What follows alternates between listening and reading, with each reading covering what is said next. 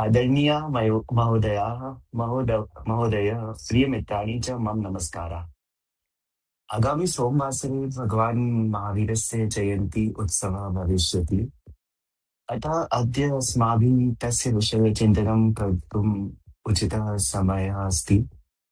भगवान् महावीरः जैनधर्मस्य महान् तीर्थङ्करः आसीत्।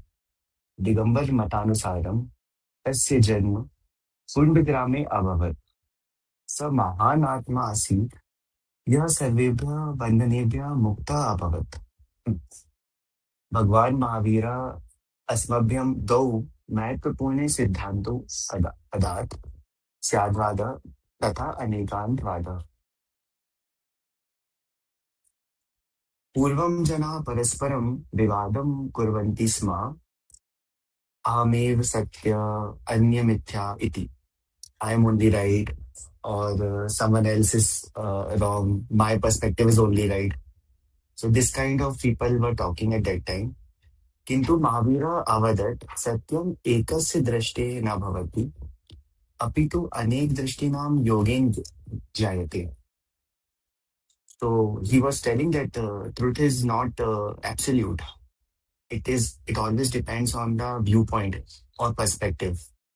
So it's not always like your absolute viewpoint is truth. So अर्थात् प्रत्येकः जनः स्वदृष्ट्या पश्यति. यदि वयं सर्वान् दृष्टिकोणान् मिलयामः तर्हि वयं सत्यस्य समीपं गच्छामः.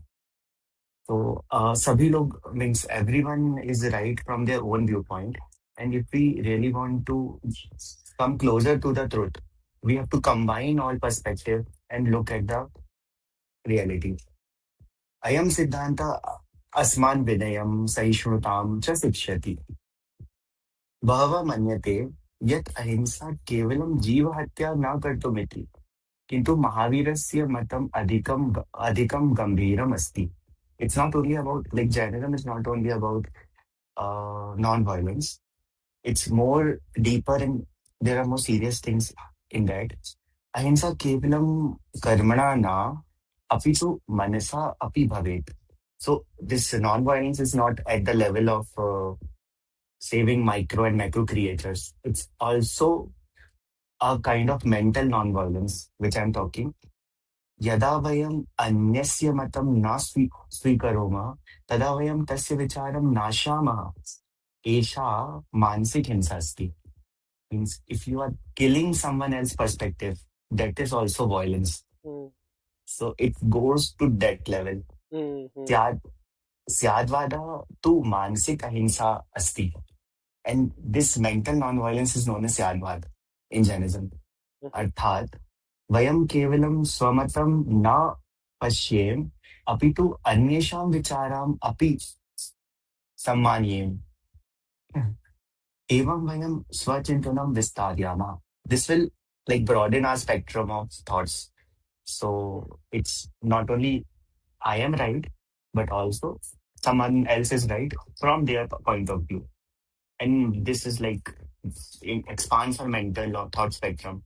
And the whole process is about expanding your thought spectrum to the level where you attain enlightenment. So Bhagwan Mahavira Moksha Margam api darshitvan. Moksha kim? What is moksha? Moksha atmana shuddha avastha asti. Yatra atma sarvebhya rag dveshadibhya mukta bhavati. So, as per Jainism or as per Mahavira, what is moksha? It's just like attaining a purest self. Sa avadat atma kevalam jyata asti, na karta. So we are only the knower. Our consciousness is only the knower, not the doer. Yada vayam swayam karta iti manyamahe, tada ahankaram utpadyate. So whenever we believe that we are the doer, there is always rise of ego in us. Ahankaram tu nitya bhavana asti, and that is simply a false perspective. यदि वयम् आत्मानं केवलं जाता इति मन्यामहे, if we only see ourselves as the knower, तर्हि अहङ्कारं नश्यति, तथा वयं शान्तिम् अनुभवामः. अतः महावीरस्य शिक्षा अद्य अपि अत्यन्तम् उपयोगिनः सन्ति।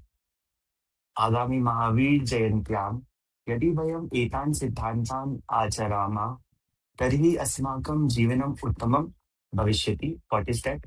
अन्ते अन्ते अहं वदामि, महावीरस्य जीवनं न केवलं पठनीयम्, अपि तु आचरणीयम्। We have to implement it Mm-hmm. in our life.